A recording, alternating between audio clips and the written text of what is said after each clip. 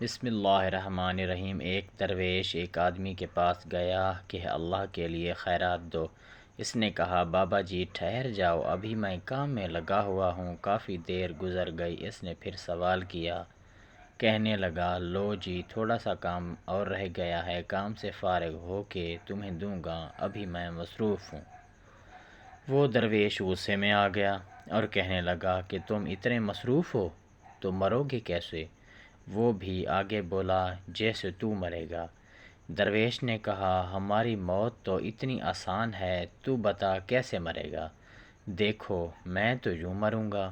درویش نے ایک چادر بچھائی، کلمہ پڑھا اور مر گیا۔ درویش کے مرنے کے بعد اس آدمی پر اتنی ہیبت طاری ہو گئی کہ ساری دکان لٹا دی اور ہر شے چھوڑ چھاڑ کے جنگلوں میں نکل گیا۔ وہ فرید الدین ایک عام آدمی تھا، اب وہ فرید الدین عطار ہو گئے۔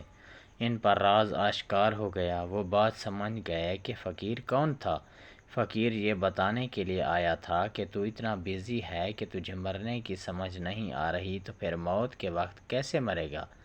اگر آپ کو موت کے وقت عزرائیل سے تھوڑی سی مہلت ملنے کا امکان ہو تو آپ اسے بھی یہ کہہ دو گے کہ ٹھہر جاؤ، ابھی 2-4 خطوں کے جواب دینے ہیں، کسی کے پاس جانا ہے، آج تو فنکشن ہے، شادی ہو رہی ہے، آج ذرا چابیاں دے لوں اور ابھی ذرا وصیت نامہ لکھ دوں۔